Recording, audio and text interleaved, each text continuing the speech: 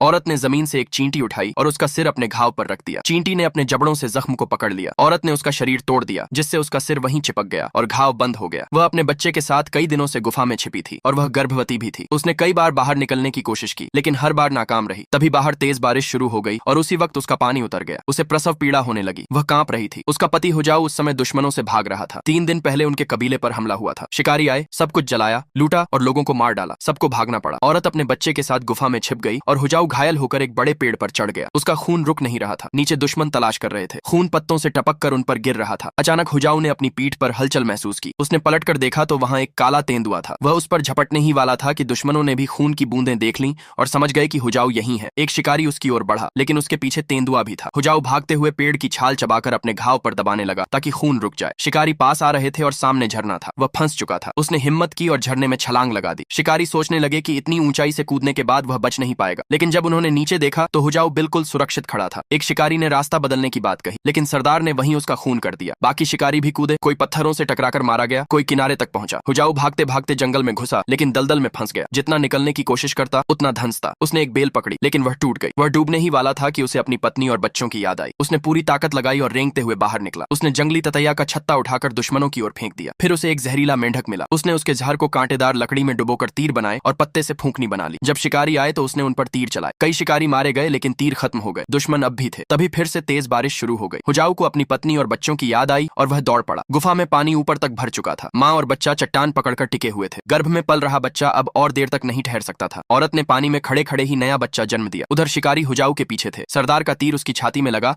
और वह गिर पड़ा। सरदार खंजर लेकर उसके पास आया, लेकिन हुजाऊ ने दर्द सहते हुए तीर निकाला, खड़ा हुआ और जैसे ही सरदार झपटा उसने फंदे का इस्तेमाल करके उसे मार गिराया। अब भी 2 शिकारी बाकी थे। हुजाऊ भागता हुआ समुद्र किनारे पहुंचा। वहां एक जहाज खड़ा था, जैसा उसने पहले कभी नहीं देखा था। ये किसी और सभ्यता का जहाज था। दोनों शिकारी उस नजारे में खो गए। इसी मौके पर हुजाऊ गुफा की ओर दौड़ा। उसकी पत्नी ने पानी में खड़े खड़े नवजात को सिर से ऊपर उठाकर बचा लिया। माँ और बच्चा सुरक्षित थे।